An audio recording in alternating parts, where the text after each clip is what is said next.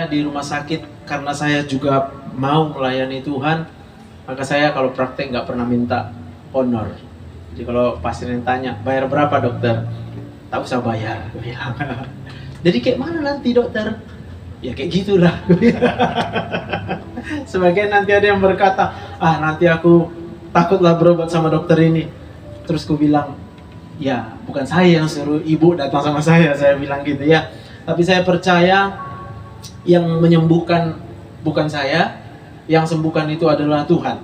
Sebab itu saya merasa ini ya, tidak punya hak sedikit pun untuk kemudian mengambil keuntungan daripada orang lain yang bukan saya yang tolong, tapi Tuhan yang tolong. Tapi saya bersyukur sampai dengan hari ini, ternyata Tuhan membuktikan janjinya, kita tidak pernah kekurangan. Semuanya Tuhan cukupkan. Dan saya menikah dengan Borusida Putar. Anak saya ada 3 dan sudah menikah sejak tahun 2010 sampai dengan hari ini. Dan saya juga mau beri kesaksian buat kita bahwa apa yang saat ini saya alami dalam hidup ini itu semuanya jauh daripada rancangan yang ada dalam pikiran saya selama ini. Kalau rancangan dalam pikiran saya itu kayaknya nggak mungkin, tapi ternyata saya belajar di situ. Dalam hari-hari kehidupan ini saya belajar tidak terlalu banyak merancang, bahkan saya belajar untuk tak usah merancang. Sebab saya percaya Tuhan udah punya rancangan yang terbaik buat saya. Katakan amin. Tuhan sudah punya rencana yang terbaik buat saya. Maka setiap hari saya berdoa, saya nggak pernah bilang, Tuhan aku mau ini, aku mau itu, aku mau ini, aku mau itu.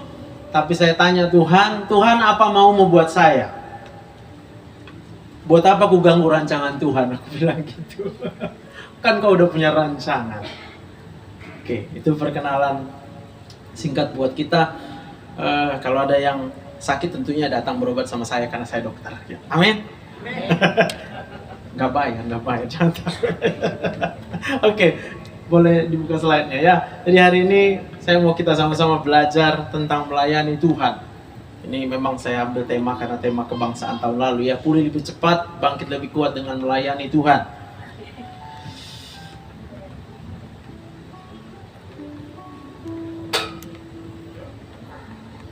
Udah nyambung ya Pak? Udah. Atau bateriku habis?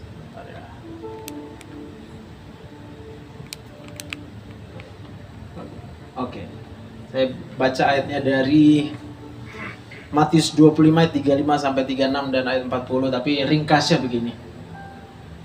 Yesus kemudian berkata kepada murid-muridnya, sebab ketika aku membutuhkan pertolongan daripada kamu menolong aku. Itu kata Tuhan. Lalu murid-muridnya bertanya, kapan kau butuh pertolongan? Lalu Yesus menjawab, buat semua orang yang membutuhkan pertolongan lalu kamu memberikan pertolongan buat dia, itu artinya kamu melayani aku, kata Tuhan. Yang mengerti katakan amin. Bukankah dalam hidup ini kita ketemu dengan begitu banyak situasi, kondisi, keadaan di mana orang yang kita jumpai itu adalah orang yang sangat-sangat membutuhkan pertolongan. Maka saya katakan tadi, kalau setiap hari saya bekerja sebagai seorang dokter, saya ketemu dengan banyak saudara-saudara kita yang sangat butuh ditolong karena rasa sakit, sangat butuh ditolong karena mungkin pikirannya begitu berat sampai kemudian badannya itu tidak bisa digerakkan, sakit dari mulai ujung kepala sampai dengan ujung kaki. Maka saya melihat di sana bahwa kalau saya seorang dokter, lalu kemudian orang datang minta tolong sama saya karena ayat ini, maka saya harus tolong mereka. Dan ini juga alasan maka saya tidak berani meminta honor daripada pasien yang saya tolong. Sebab kalau saya minta honor, mungkin itu bukan jadi pertolongan bagi dia, tapi malah menjadi beban buat dia. Lebih lagi dari situ, saya yakin bahwa yang menyembuhkan juga Tuhan. Mau disembuhkan, mau nggak disembuhkan juga urusannya Tuhan. Kenapa saya katakan demikian? Kalau kami sekolah di kedokteran, pada akhirnya saya menemukan bahwa lebih banyak penyakit yang tidak bisa sembuh. Buku boleh begitu tebal kami pelajari, penelitian boleh dilakukan dengan begitu canggihnya sampai dengan hari-hari ini, tapi saya menyadari di sana bahwa ternyata kami dokter cuma bisa mengobatin demam. Yang tadinya panas, kasih panadol, paracetamol, ya turun panasnya begitu ya. Tapi penyakit-penyakit yang sangat banyak saat ini diidap oleh manusia, ternyata nggak ada obatnya. Mereka harus terus-menerus datang berobat kepada kami, meminta obat, kita kasih obat, tapi tidak akan berhenti untuk mengkonsumsi obat. Darah tinggi, sakit gula, asma, semua. Mulai dari penyakit di kepala sampai penyakit di ujung kaki kita. Semuanya itu saya sadari hanya Tuhan yang bisa menyembuhkan. Katakan amin. Lalu saya cari-cari di Alkitab gitu ya. Apa ini obatnya ini? Maka saya selalu bilang sama pasien, Amsal 17. Ya. Hati yang gembira adalah obat yang manjur. Maka saya terbeban ketika pasien datang ke ruangan saya, adalah kewajiban bagi saya untuk menolong orang lain untuk bisa menjadi gembira lagi. Minimal saya ingatkan dia, Bu, obatnya hati yang gembira. Saya bilang gitu. Biasanya dia langsung bilang, macam mana aku bisa gembira dokter? Banyak kali masalah aku, suamiku jahat, anakku bandel, uangku tak ada. Ya terus ku bilang, ayatnya bilang gitu. Hati yang gembira adalah obat yang manjur. Saya bilang gitu. Maka kalau kita ingat-ingat kehidupan ini, lebih banyak alasan untuk kita tidak bisa bergembira, tapi ternyata Tuhan bilang obatnya adalah bergembiralah. Amin. Ada yang udah gembira hari ini belum? Amin. Lihatnya aja banyak yang sedih ya kan. Saya mau katakan, kalau kita bisa bergembira bukan karena keadaan kita, maka mujizat itu baru terjadi dalam hidup kita. Orang yang sakit harus gembira supaya sembuh. Maka kalau kita sakit, jangan diingat penyakit. Itu selalu saya bilang. Kalau kita sakit, Bu, jangan rajin baca Google. Rajinnya baca Alkitab. Ya, tapi kan nggak ada tentang penyakit di Alkitab, yang ada obat di Alkitab. Saya bilang gitu. Ada orang hari-hari ini dia lebih senang mencari tahu tentang penyakit daripada tentang obatnya. Oh ya sakit perut, dia baca sakit perut. Bisa sakit ini, sakit banyak, tambah banyak penyakit di kepalanya. Obatnya apa? Nggak ada. Kalau diteruskan sampai bawah, nggak ada obatnya, Pak. Itu sebabnya saya bilang, udah jauhkanlah semua Google itu kalau ibu mau sembuh, saya bilang gitu ya. Oke, tapi tadinya saya bukan bicara itu, saya bicara ini. Oke. Next ya, Pak. Ya, jadi Yesus berkata, mereka berkata pada Yesus, kapan ya? Kami lihat kamu lapar, haus, orang asing, telanjang atau sakit, atau bahkan dalam penjara dan kami tidak melayani engkau. Ini pertanyaan yang mungkin akan kita ajukan sama Tuhan hari-hari ini. Tapi dengan kita tahu ayat ini, maka kita harus menyadari bahwa sebenarnya hidup kita mulai daripada bangun pagi hari, itu adalah hidup kesempatan untuk melayani orang lain. Di rumah, istri-istri melayani suami, suami-suami melayani istri, orang tua melayani anak-anaknya, demikian juga anak-anak melayani orang tua. Lalu keluar daripada rumah, kita akan ketemu lebih banyak lagi kesempatan untuk melayani. Di pekerjaan kita akan ketemu orang-orang yang sangat membutuhkan pelayanan kita. Dan kalau kita tidak peka dengan hal ini, seringkali saya mau katakan, kalau kita bekerja, kebanyakan motivasi kita adalah cari duit. Oh, supaya saya bisa makan. Saya mau bilang, kalau itu motivasi kita, maka kita tidak akan memperoleh apa-apa. Tapi kalau kita melayani Tuhan dengan memberikan yang terbaik dari dalam diri kita buat orang lain, sehingga itu menjadi pertolongan bagi dia, percayalah, kita melayani Tuhan yang hebat, yang kaya, yang dahsyat, yang luar biasa. Semuanya Tuhan pasti akan cukupkan. Katakan amin. Maka kalau kita pelajari lebih lanjut, next, arti daripada melayani itu kata aslinya dari diakonio. Yang pertama itu menjadi penolong bagi orang lain. Katakan menjadi penolong. Jadi penolong. Siapa yang mau jadi penolong? Boleh angkat tangan. Yes. Siapa yang butuh pertolongan? Nah kan? Bingung kan?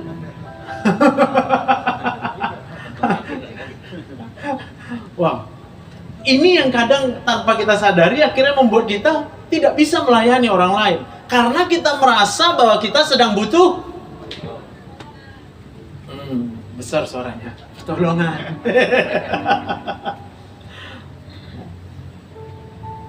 Yang kedua, bersiap sedia untuk memberikan pertolongan bagi semua orang. Siap sedia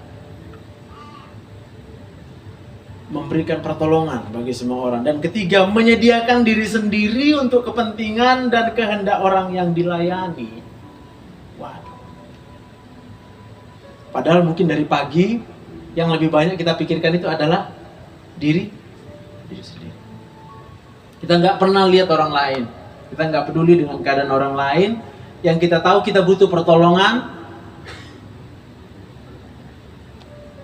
Dan tanpa sadar, doa-doa kita kepada Tuhan pun itu akan berisi permintaan daripada pertolongan dari Tuhan. Tuhan tolong, Tuhan, aku sakit. Kita minta tolong sama Tuhan. Tuhan, udah tanggal sekian nih Tuhan. Waduh, tagihannya belum terbayar Tuhan. Minta tolong juga sama Tuhan. Lalu ketika ada orang lain atau teman kita mungkin datang, aduh aku ada kesulitan. Maka kita pun akan berkata, sama. Saya sulit juga.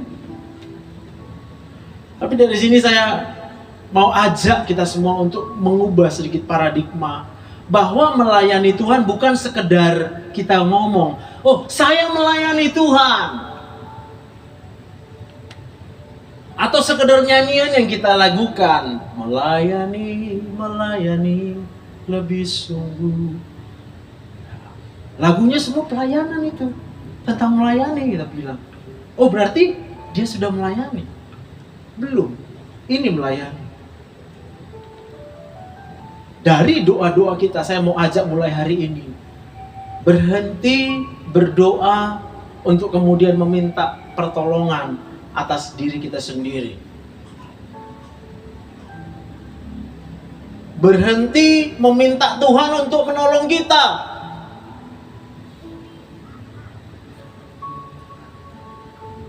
Saya punya prinsip yang sangat sederhana. Kalau lagu tadi kita nyanyikan itu luar biasa. Kau lebih, apa itu? Kau lebih tahu. Iya kan? Amin. Kau lebih pulihkan. Iya, udahlah. Siapa lebih tahu? Tapi yang kita kasih tahu apalagi sama Tuhan? Semua kita kasih tahu sama Tuhan.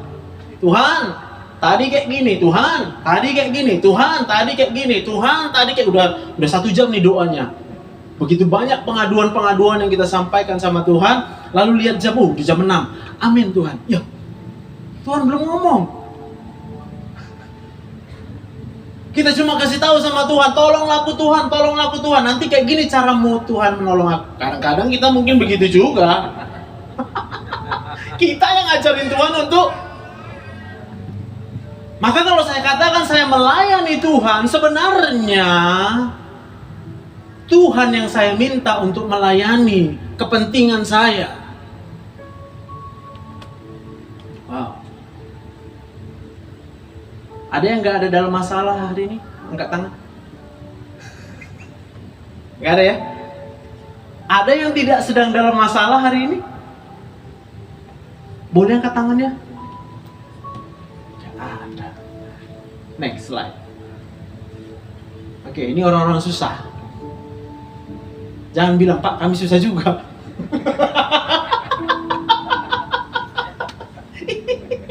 Ditunjukin foto gini nanti, ya, gue juga butuh itu tuh. Saya juga perlu itu.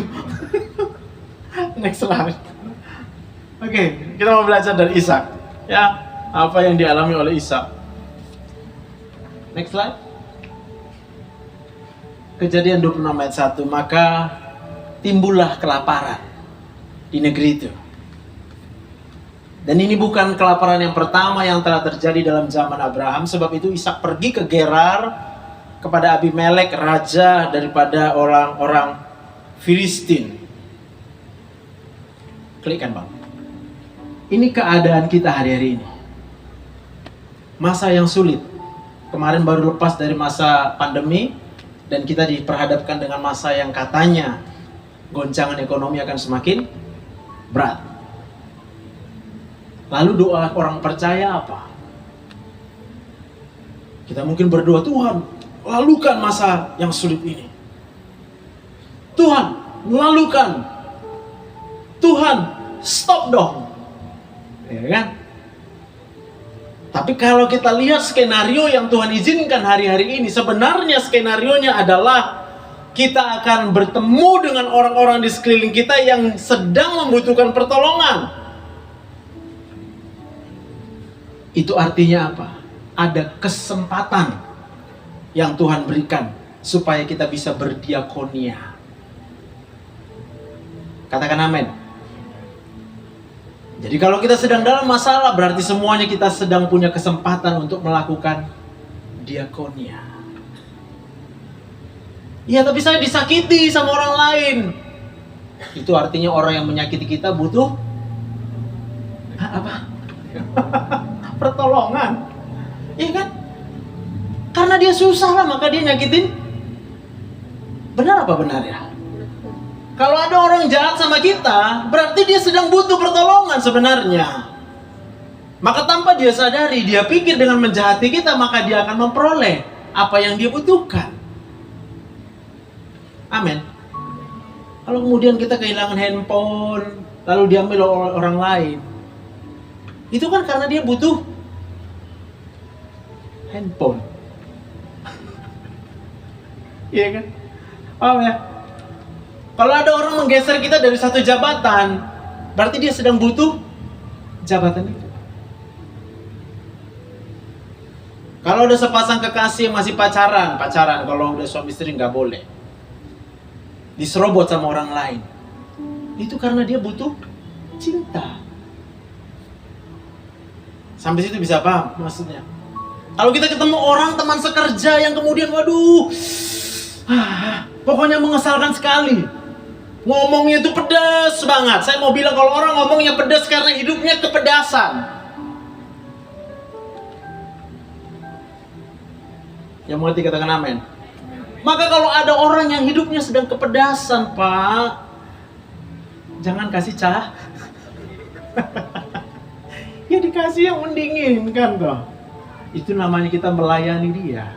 Lihat kiri kanannya. Kamu kepedasan nggak? Tanya.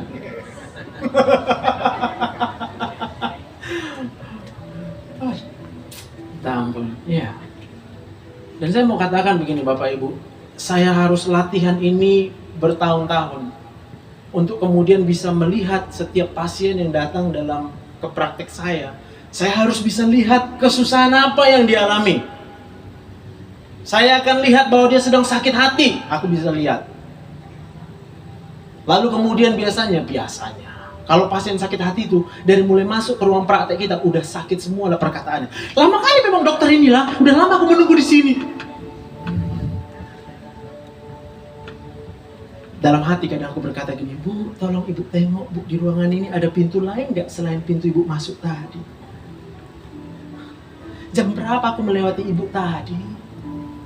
Belum ada keluar aku dari ruangan ini, kira-kira mau ngomong gitu. Tapi aku ingat, dia butuh pertolongan. Maka aku harus jadi pertolongan buat dia. Maka, ya Bu, Gimana? Apa kabar Bu? Apa kabar gitu ya? Aku kasih senyuman buat dia gitu. Gak bisa ditolaknya senyuman Pak. Mana ada orang bisa tolak senyumannya kan Pak? Tapi kalau kita kira, kenapa rupanya? Tambah pedes. Itu tadi ku bilang jangan dikasih cabe. Ya Bu, maaf ya Bu, lama nunggu ya. Dalam hati pun kita taunya, gue juga dari sini nggak kemana-mana. Amin.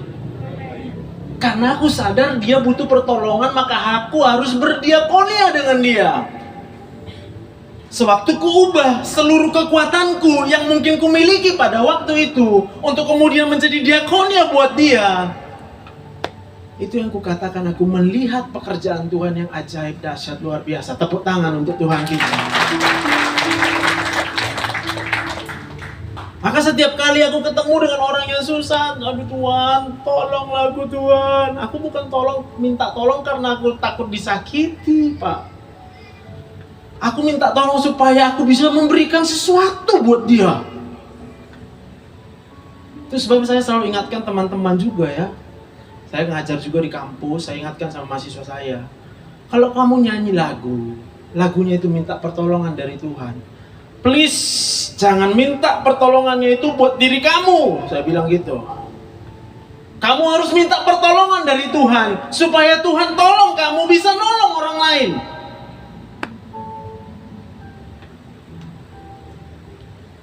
Sebab ketika kita lelah, itu berhadapan dengan orang yang mengesalkan sekali, itu udah diubun-ubun mau meledak Pak. Hari ini saya selalu bilang sama mahasiswa, kamu seharusnya bisa berpikir ulang mau jadi dokter atau tidak. Sebab betapa mengerikannya menjadi seorang dokter. Kalau itu memang benar-benar dokter, saya bilang. Terus terang, bayangan saya dulu jadi dokter Bu, dihormati Bu, disanjung-sanjung. Pokoknya dokterlah segalanya. Kenyataannya sekarang, wow, ternyata bukan seperti itu.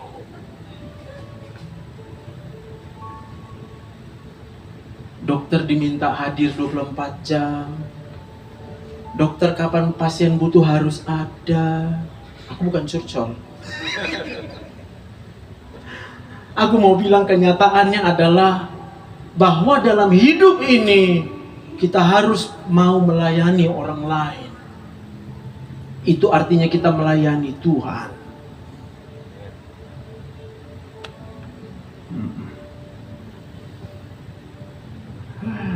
Oke, aku lanjutkan. Tambah seru cerita si Ishak. Next slide. Kejadian 26 ayat 2. Lalu Tuhan menampakkan diri kepadanya serta berfirman, janganlah pergi ke Mesir, diamlah di negeri yang akan kukatakan kepadamu. Janganlah pergi. Lagi ada masalah, Tuhan bilang, kamu jangan pergi. Situ aja. Ya tapi saya sedang dalam masalah Tuhan. Situ aja. Lu diam di situ ya. Keadaan kita hari ini yang sulit tadi, yang semuanya dalam masalah dan persoalan, saya nggak akan pernah ajak jemaat untuk kemudian atau pasien saya untuk kemudian berdoa, yuk kudoakan kau ya supaya sembuh kau sekarang. Nggak berani saya bilang gitu. Sebab keadaan kita sakit atau sehat, itu semua adalah keadaan yang ditetapkan Tuhan bagi kita. Iya. Kadang kalau udah pasiennya maksa, ya sudahlah kalau memang begitu ya, tapi jangan marah nanti ya, doaku ya, aku bilang. Maksudnya kayak mana? Dia udah layak berdoa kita, aku bilang. Tuhan, terserah Tuhan mau sembuhkan dia atau enggak, aku bilang gitu. Langsung kita bilang, kali doamu dokter gitu. Emangnya aku siapa? Aku bilang. Saya tak berhak sedikit pun untuk memerintahkan Tuhan untuk sembuhkan ibu. Sebab lihat ini Ishak, orang baik. Ketika dalam masalah, Ishak berpikir, waduh, kalau di negeri ini kami nggak bisa makan. Kami harus pergilah ke Mesir. Pada waktu itu Mesir itu subur. Maka pandangan manusia, logika kita mungkin akan berkata, pergilah ke sana supaya masalah bisa kita atasi. Tapi Tuhan bilang, jangan. Tuhan, ubahkanlah hatinya Tuhan, jahat kali dia sama aku.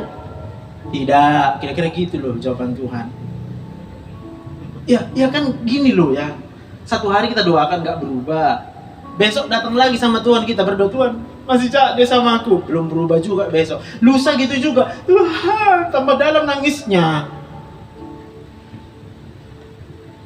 Padahal seharusnya doa kita adalah, berikan pertolongan kepadaku Tuhan, supaya aku bisa menolong orang yang jahat kepada aku.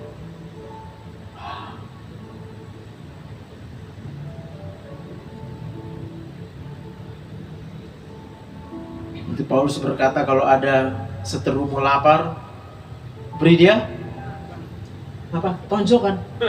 Oh, kirain kalau lagi lapar ditendang ya kan? Harusnya lagi lapar musuh kita, masa kita kasih makan ya kan? Kalau musuhmu, seterumu haus, beri dia. Aku ya, awak pun haus, ku kasih minum sama dia. Dengan demikian kamu apa? Menumpukkan bara api di atas kepalanya. Apa yang mau saya katakan di sini? Kalau musuh kita kemudian tidak berubah, yang salah kita. Karena bara apinya menumpuk di kepala kita sendiri. Amin, amin bang. Abang kalau ada ketemu orang jahat, terus dia nggak bertobat bang, tengok bang, bercermin bang. Jangan-jangan bara api di mana? Di kepala. Kepala sendiri. Tapi kan memang fakta juga ya. Kita yang panas kok. Kita marah, kita kecewa, kita dendam. Kita simpan semuanya itu. Tiap ingat dia, mual. Kalau istilah kami gini ya kan, bukan hanya di kepalanya bara api, nah, di perutnya. Ulu hatinya ini kayak pedas. Pedas sekali ulu hatiku kalau udah kuingat dia katanya. Itu bara apinya udah turun dari kepala ke lambung. Amin kak? Iya. Amin. Ya, gitulah kira-kira. Maka supaya bara apinya pindah, beri seterumu makan. Supaya bara apinya tidak lagi di kepala kita, beri seterumu minum. Daud berkata dalam Mazmur 23, engkau menyediakan apa? Hidangan di hadapan lawan-lawanku. Berarti kalau ada musuh kita banyak, halo, pegang nih. Kalau kita punya banyak musuh, bersukacitalah sebab Tuhan mau buat pesta besar. Katakan amin. Engkau menyediakan hidangan, berarti Tuhan menyediakan hidangan buat kita yang disakiti, untuk musuh-musuh kita yang banyak kali itu, supaya pesta kita. Ya. Berarti kalau supaya pesta, ya janganlah nangis doanya menceritakan tentang sakitnya hati ini kepada Tuhan, ya nggak perlu. Amin. Sayang kali air mata itu kering, sampai nggak ada lagi air mataku. Tiap hari udah itu doaku, ya sudahlah, aku bilang. Kering. Mungkin di sini ada yang pacarnya menyakiti hatinya. Dia sedang butuh pertolongan. Suami-suami juga gitu. Saya bilang kalau suami kamu jahat, istri-istri sediakan lebih banyak lagi pertolongan buat suaminya. Jangan malah dibilang, kalau udah jam 12 ku kunci pintu.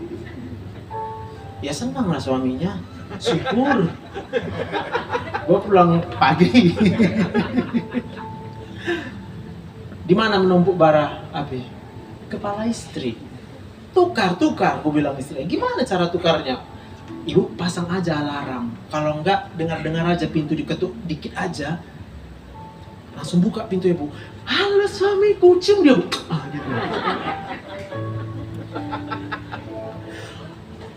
Udah mandi? Aku masakin ya air hangat ya buat kamu mandi ya. Mandi dulu.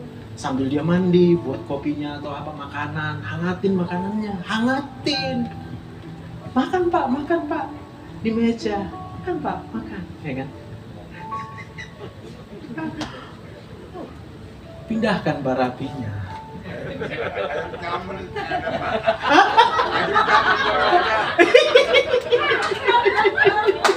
Tepuk tangan dulu Tuhan. Iya kan? Paham ya? Udah pasti itu suami akan mulai kelenger, bingung dia. Tadinya aku pikir nggak enak aku pulang ke rumah, ternyata enak kali pulang ke rumah ini katanya. Ketemu sama istri yang ramah. Wow, kayak di surga aku rasa. Bodoh sekali dia kalau kemudian besok tidak lakukan lagi. Pulang lebih cepat ke rumahnya. Tapi mohon maaf, apa yang kita lakukan hari-hari ini? Ketika ada perbuatan yang jahat, maka respon daripada manusia ini, responnya loh, itu normal mungkin kita katakan, itu sangat wajar, kita marah sama dia.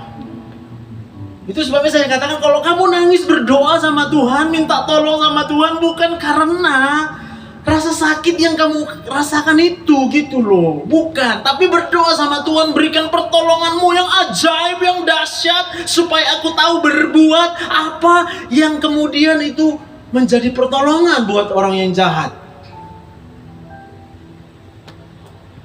Ini hari-hari ini saya pun sedang belajar di jalan raya. Wah itu luar biasa. Tapi belum kesampai. Saya masih hanya pada sampai tahap kalau hari ini ya, ketika ada orang jahat, tahap saya keberai sepeda motor, gitu. Terus pergi. Tapi kalau dulu Pak, saya berhenti.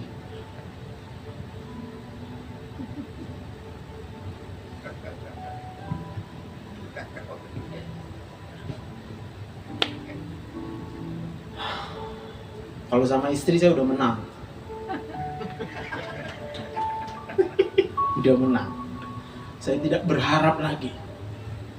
Saya tidak berharap lagi saya diperlakukan sebagai raja di rumah itu.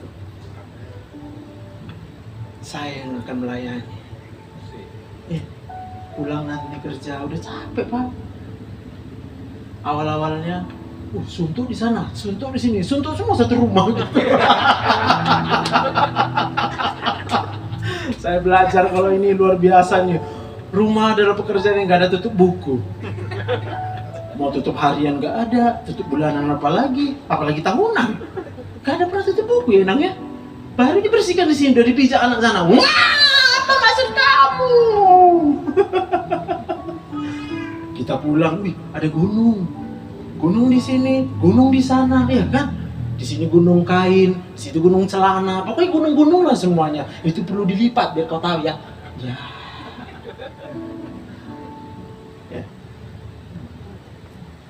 Maka saya kalau pulang, saya duluan memecah suasana itu. Kenapa dengan pasienku aku bisa? Aku bilang. Tadinya aku berpikir aku harus disenangkan pulang ke rumah. Karena aku udah menghadapi pasien-pasien yang begitu, waduh, luar biasa.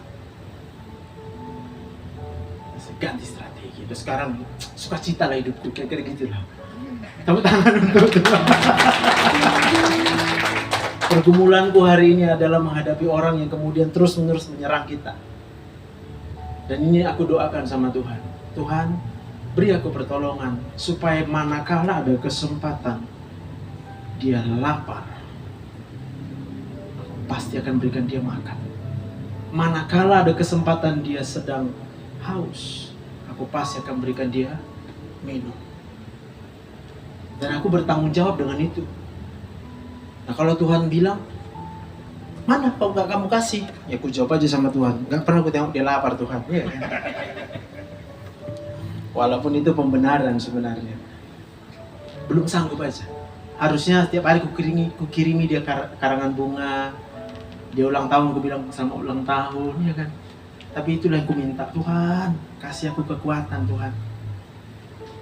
Ini masih aku sanggup begini aja. Kalau dia, kamu ya begini. Jadi ya, masih itu aja. Sebenarnya itu aku belum memberikan makan ketika dia lapar. Kamu gini. Ya, makan dulu, minum dulu. Harusnya aku jawab kayak gitu kali ya. Jadi berhenti. Next dulu. Apakah kita mau melayani Tuhan? Artinya apa? Kita harus belajar taat kepada Tuhan. Amin. Dan kalau Tuhan lihat ketika Ishak dalam masalah dan Ishak kemudian dilarang Tuhan untuk pergi dari masalahnya, berarti hari ini jangan pernah lagi berdoa supaya masalahmu selesai. Tapi kemudian berdoalah sama Tuhan. Tuhan, berikan aku kekuatan. Inilah saatnya aku melayani. Aku melayani Tuhan, aku melayani orang lain. Sebab nggak bisa melayani Tuhan cuma ngomong melayani Tuhan, tapi dia tidak melayani sesamanya manusia.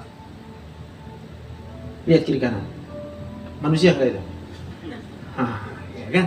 Gampang kan? Mau orang lagi marah pun, jungkir balik dia, lihat dulu. Ini apa dia? Oh, manusia. Kalau dia manusia, layani. Amin. Kalau dia masih manusia, layani. Pokoknya dia sangat menyakitkan buat kita. Manusia enggak? Iya, masih manusia. Berarti harus dilayani. Apakah kita sedang memikirkan sendiri jalan-jalan hidup ini? Berhenti. Jangan. Serahkan aja sama Tuhan. Tugas kita cuma satu. Lakukan hari demi hari, kerjakan apa yang bisa kita lakukan yang seturut dengan apa yang diinginkan Tuhan. Apa yang kita kerjakan hari-hari ini? Sebagai apa kita? Di rumah, di sekolah mungkin, anak-anak, orang tua, istri, di rumah, suami yang kerja, lakukan. Kerjakan aja, cukup itu. Gak usah banyak kali rencananya. Aku pengen gini lah, punya rumah besar. Maunya nanti banyak hartaku, banyaklah uangku. Gak usah pikirkan itu. Gak usah. Tanpa kita pikirkan pun itu nanti kita lihat. Kalau sudah berhasil tidak memikirkan itu. Next slide, Bang. Tinggallah di negeri ini sebagai orang asing, kata Tuhan. Tadi ya. Maka aku akan menyertai engkau dan memberkati. Ya. Udah negaranya sulit, keadaannya sulit, disuruh Tuhan lagi tinggal sebagai orang asing. Wah, ngeri kali hidup ini kan? Iya, memang. Itu jawab Tuhan atas doa kita. Tuhan kenapa? Sering tanya kenapa sama Tuhan? Tuhan kenapa harus kayak gini? Kenapa Tuhan? Udah ini ya jawab Tuhan. Tinggal aja di situ. Sebagai orang asing. Gak usah berharap kemudian orang itu berubah tiba-tiba. Tanpa perbuatan dari hidup kita. Buat dia. Amin. Waktu kita melakukan apa yang diperintahkan oleh Tuhan, apa kata Tuhan? Aku akan menyertai engkau dan memberkati engkau. Jadi kalau ada orang cerita, aku mau cerita lah sama kamu. Sakit kali hatiku dibuatnya. Apa kita jawab sama dia? Puji Tuhan, gitu kita bilang sama dia. Puji Tuhan, ku doakan kau ya, lebih banyak lagi yang menyakiti kau.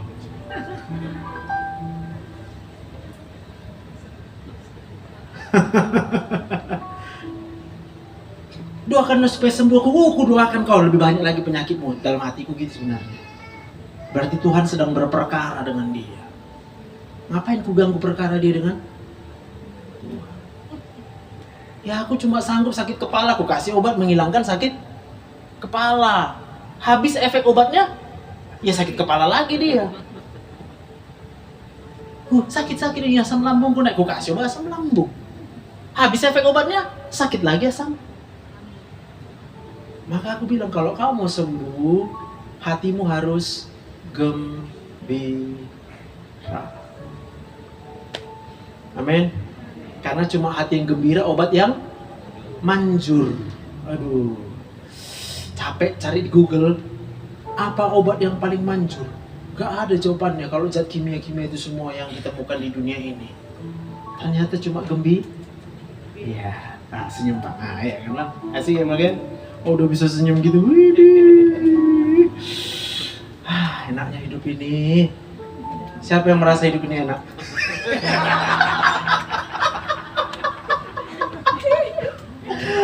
Aduh, minta ampun. Oke. Jadi tinggal di negeri ini ya. Jadi pelayan Tuhan adalah orang yang hidup sebagai orang asing di negeri yang sedang mengalami kesulitan. Berarti hari ini kita di negeri yang sedang kesulitan, berarti kita adalah pelayan Tuhan. Ya. Mungkin kamu ditolak, dikhianati, biasa, biarin aja seperti itu. Apa adanya.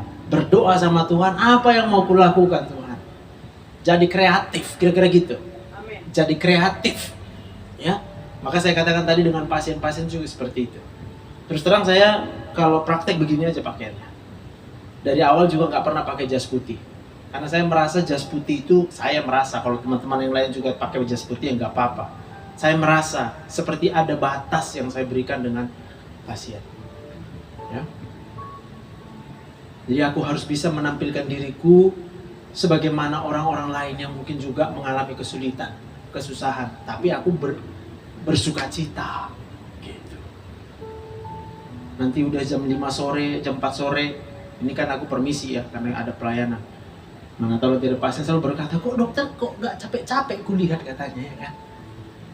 Udah dari pagi dokter kok bisa gitu terus katanya. Saya mau bilang, kalau gini terus kita Bu, gini aja Bu terus Bu, sehat Bu. Kan sederhana, maksudnya kayak mana dong? Iya, yuk gini aja Bu. Mulai dari bulan depan Ibu antri di luar sana Bu ya. Ibu coba gini Bu. Tiap ada orang lewat.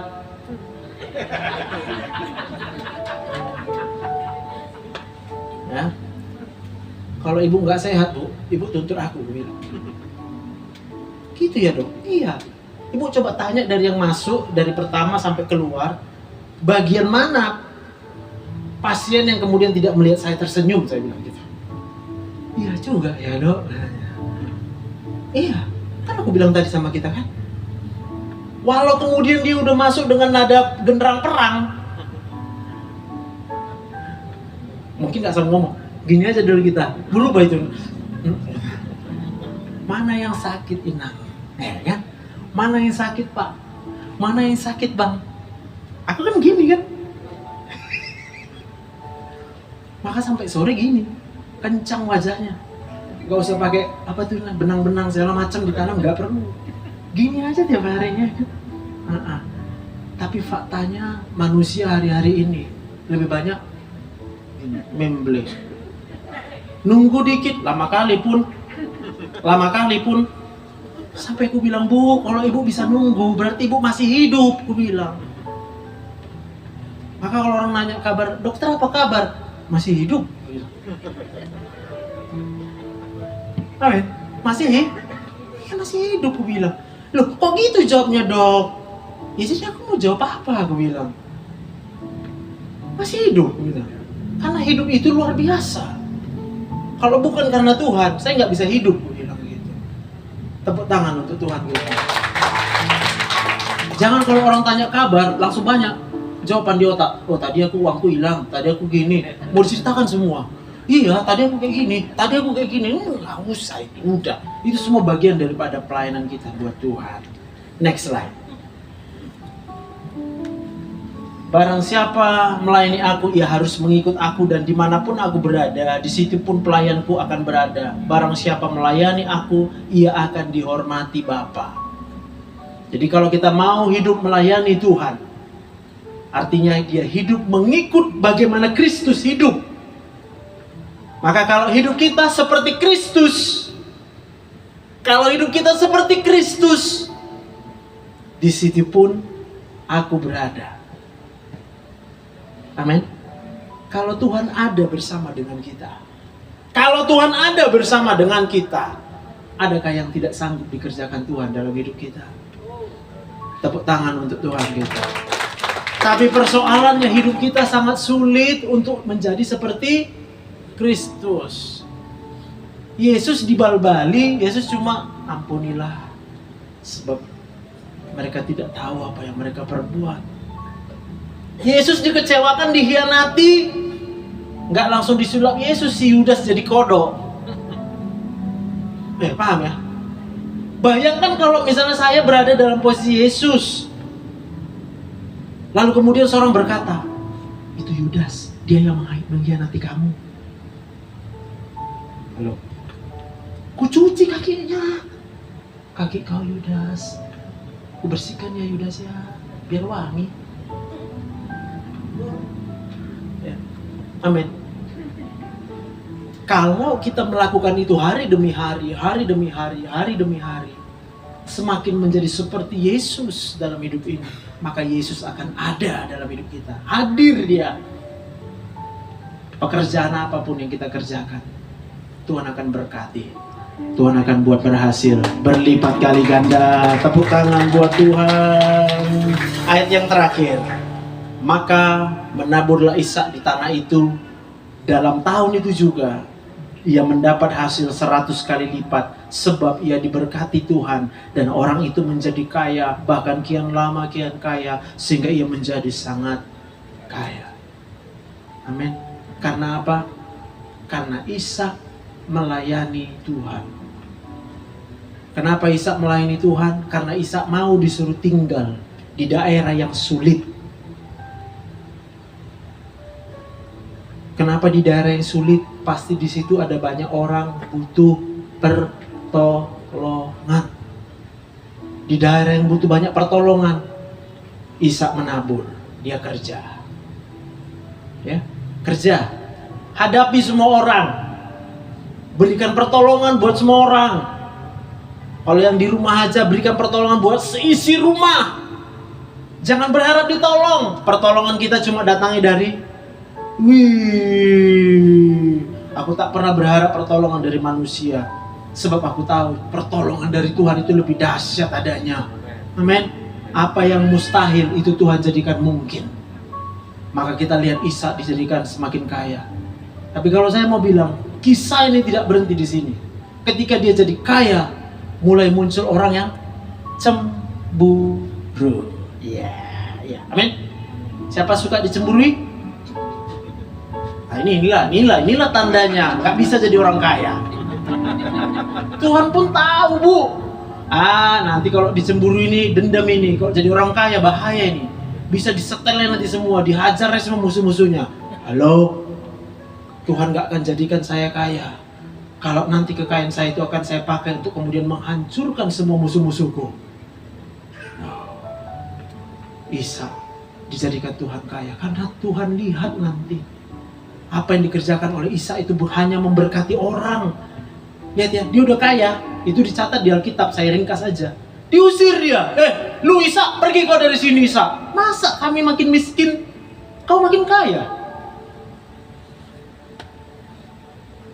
Ishak ngapain? Ya udah, gua pergi, bye. Dia masuk ke satu daerah. Kering juga. Tapi dia tahu kalau kering butuh air. Kalau butuh air ya udahlah, aku ngorek sumur lah. Korek sumur, dikorek sumur. Orang lain di situ ngorek sumur nggak berhasil.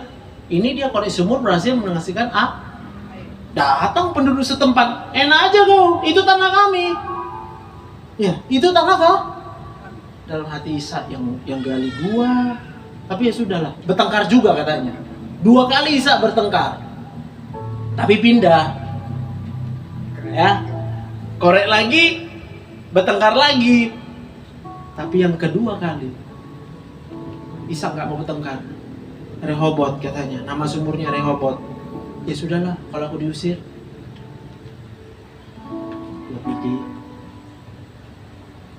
Lalu dia korek lagi. Nah, apa yang terjadi?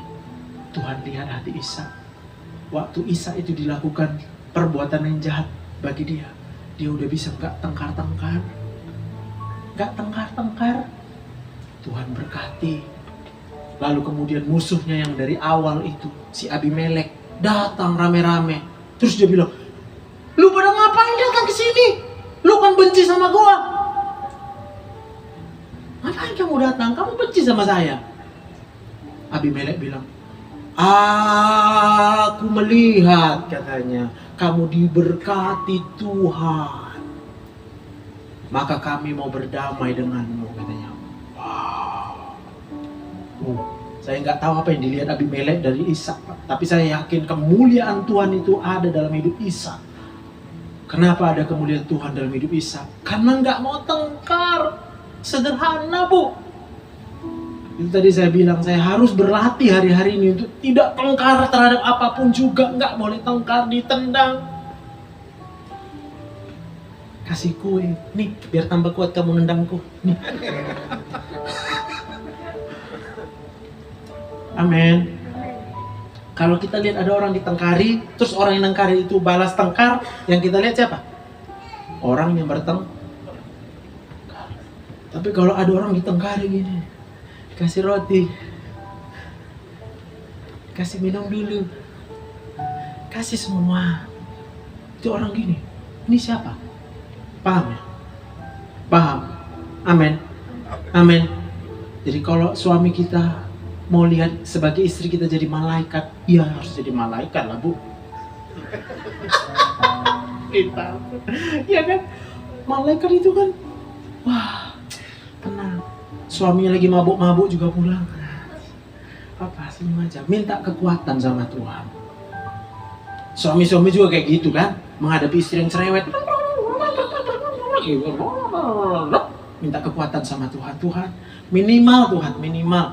Kupingku hari ini agak budek.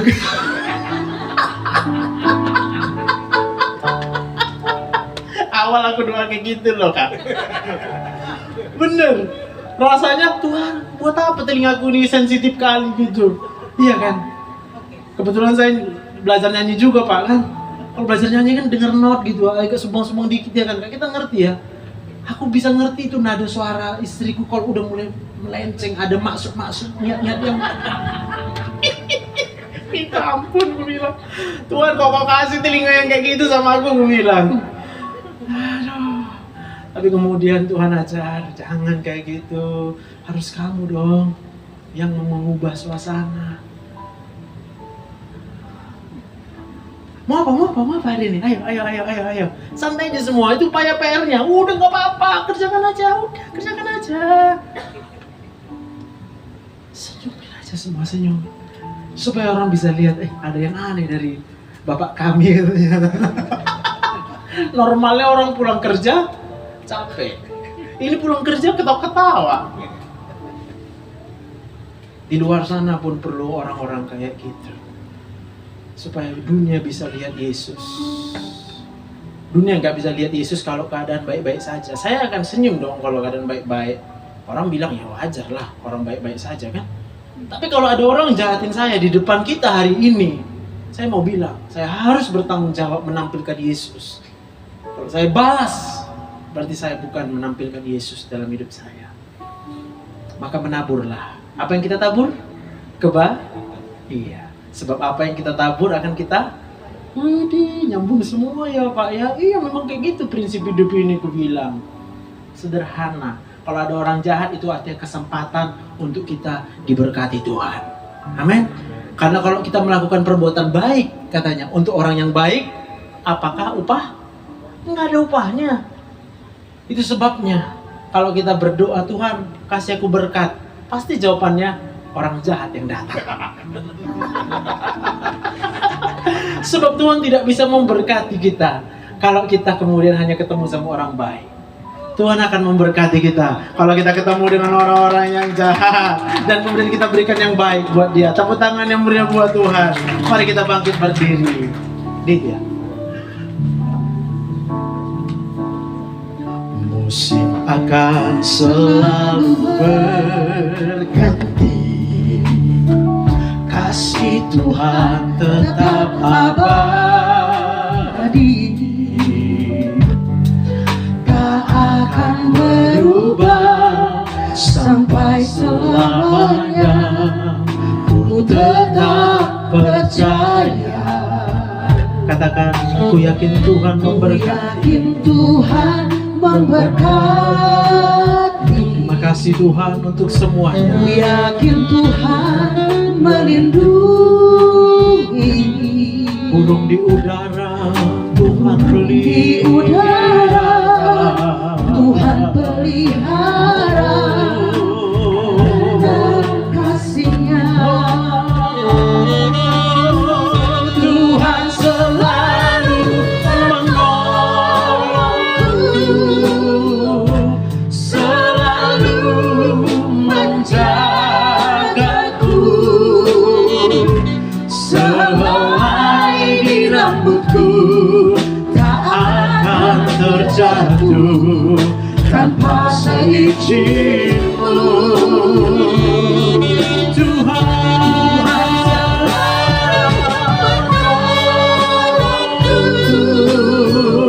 selalu menjagaku, Dia mengenyangkanku dan peliharaku seumur hidup. Katakan dengan iman,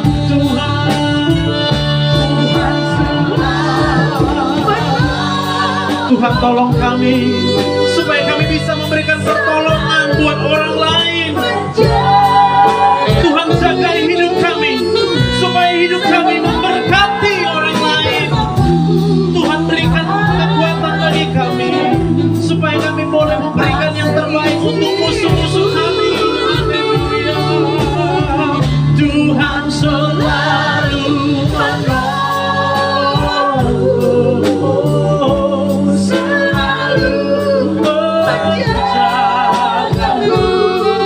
Kau menyayangku, Kau pelihara kami seumur hidupku. Katakan sekali lagi, Tuhan selalu.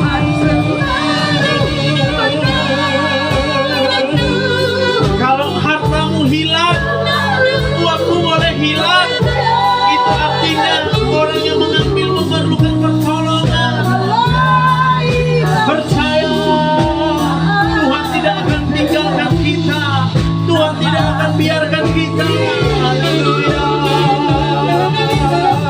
Tuhan selalu menolongku, selalu menjagaku, Dia mengenyangkanku dan peliharaku seumur hidupku. Tuhan akan mengenyangkan kita, Dia mengenyangkanku dan peliharaku seumur hidupku.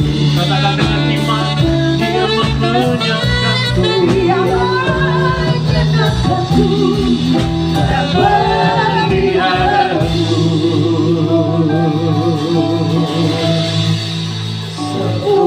seumur hidupku. Berikan tepuk tangan buat Tuhan. Haleluya. Mari sembah Tuhan. Kami menyembah-Mu Tuhan. Kami melayani Tuhan dari tempat ini. Kami mau mengasihi Tuhan. Kami mengasihi Tuhan.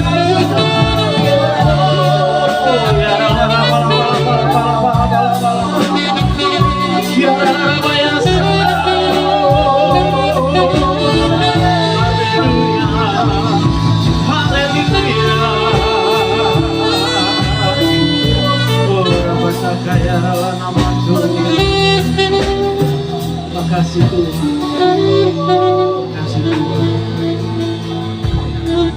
Bapak Ibu, saya teringat satu hal. Kalau kita berkata hanya Tuhan yang layak ditinggikan, saya berdoa ini bukan hanya perkataan di mulut kita. Sebab kalau kemudian di dalam hidup ini ketika kita direndahkan, dihujat oleh orang lain, lalu kita merasa sakit hati, itu artinya kita mencuri kemuliaan dari Tuhan. Bahkan Yesus itu tidak menolak penghinaan, penghujatan atas hidupnya. Mengapa saya kemudian berkata, Tuhan, saya sakit hati karena dihina? Hanya Engkau yang layak menerima pujian dan hormat, Tuhan. Saya tidak layak. Itu sebabnya kalau saya direndahkan oleh siapapun juga tidak apa-apa, Tuhan. Selama hidup saya itu akan mempersembahkan kemuliaan bagi nama Tuhan. Terima kasih Tuhan. Hamba-Mu selesai berbicara pada sore ini, Tuhan. Berkati hamba-hamba-Mu di tempat ini. Kami semua mau menjadi pelayan-pelayan Tuhan. Saya berkata, pelayan Tuhan bukan hanya di gereja, tapi layanilah Tuhan dimanapun Engkau ditempatkan Tuhan saat ini. Sama seperti Ishak, Tuhan katakan engkau tetap diam di Gerar sekalipun keadaannya sulit. Diamlah engkau di tempatmu saat ini. Mungkin itu di rumahmu, mungkin itu di pekerjaanmu, mungkin itu di kumpulan daripada pergaulanmu saat ini. Itu adalah tempat di mana kamu harus melayani Tuhan. Berkati Tuhan semua yang Tuhan boleh percayakan dalam hidup setiap kami hingga pada saat ini. Ajar kami untuk mengembalikannya hanya bagi kemuliaan nama Tuhan. Di dalam nama Tuhan Yesus kami berdoa dan bersyukur kepadamu.